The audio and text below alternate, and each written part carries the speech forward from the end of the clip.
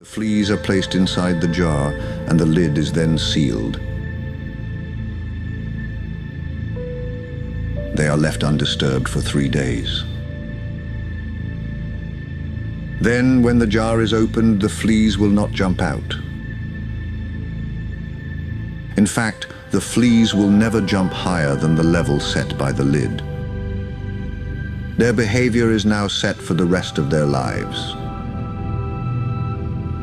And when these fleas reproduce, their offspring will automatically follow their example. This is how generational trauma truly works. The problem with that analogy is that it's not generational trauma they're showing. What they're really showing is how things can limit what is natural to you. See, when people tell others that they can pull themselves up by the bootstraps, that is a form of taking the lid off. Generational trauma would be each flea deciding to do it themselves and not have the lid to begin with. See, the lid is not the trauma.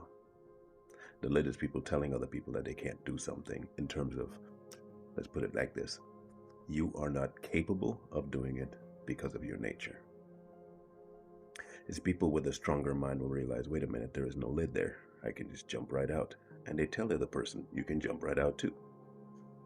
The problem is when you tell people they can jump right out, after jumping right out, they tell you, you're lying, you can't do it, or you're just a one-off. Those people are their own worst enemy. No one else, just them. But you can't get that through their head. It's almost impossible.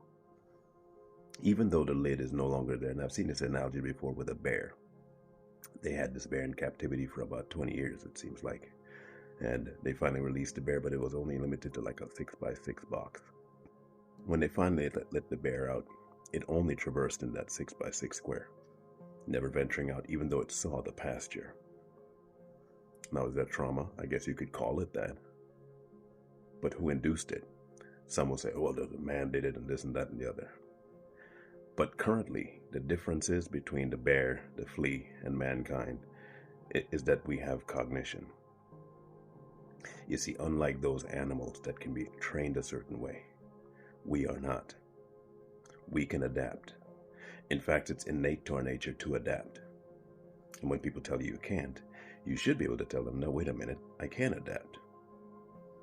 So should we blame the people that did the initial cap covering, or should we blame the people after that didn't have the cap, could see the future, see the top open and never use it?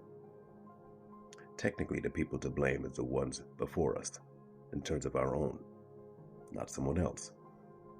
Because by the time you came along, there was no lid. So the trauma induced on you isn't of someone from way back in the days doing. It's the one just before you that did it. So maybe, just maybe, induce your cognition and realize, I have the ability to change this. However, if you don't want to, that's on you.